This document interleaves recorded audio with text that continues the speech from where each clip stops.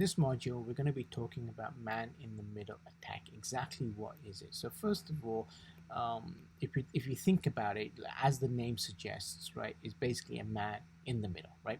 So let's look at a scenario. So we have a device on the left-hand side. The user is trying to connect to the server on the right-hand side, and we have our attacker in the middle, right?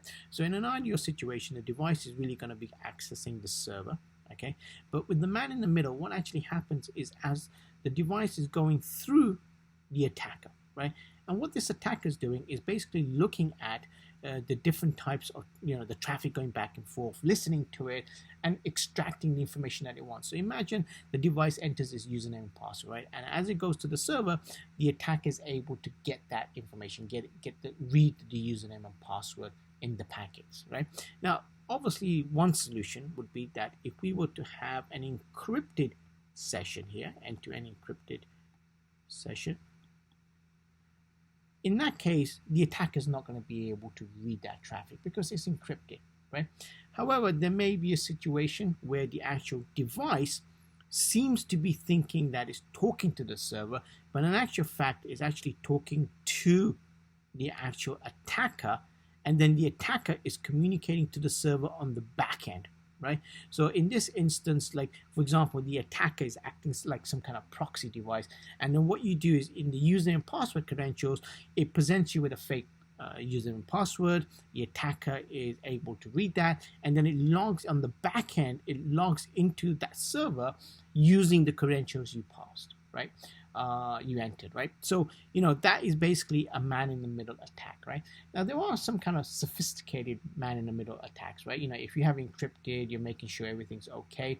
One sophisticated aspect of a man-in-the-middle attack, right, a scenario, would be that the attacker could, in theory, okay, I'm just kind of giving you a hypothetical situation, is the attacker could come in here and it could change the DNS entry of your device, right? So in here, we make in the device, the hacker makes a DNS change in there.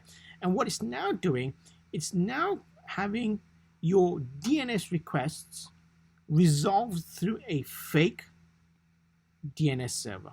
So you want to get to the server, you don't know what the address for the server is, you reached the fake DNS server. The fake DNS server will give you the IP address of the attacker here, right? So then essentially what you're doing is the device, instead of sending traffic to the actual server, is actually sending the traffic to the attacker, and then the attacker sends the traffic on the back end to the server, intercepting your traffic in the middle, right? So, there are a number of different ways you can actually protect yourself with man-in-the-middle attacks, right? Obviously use encrypted sessions when you're communicating to something, like open up your browser and just make sure that the certificate, right, in your browser with the TLS connection, it says who it is, right? That's one way of doing it.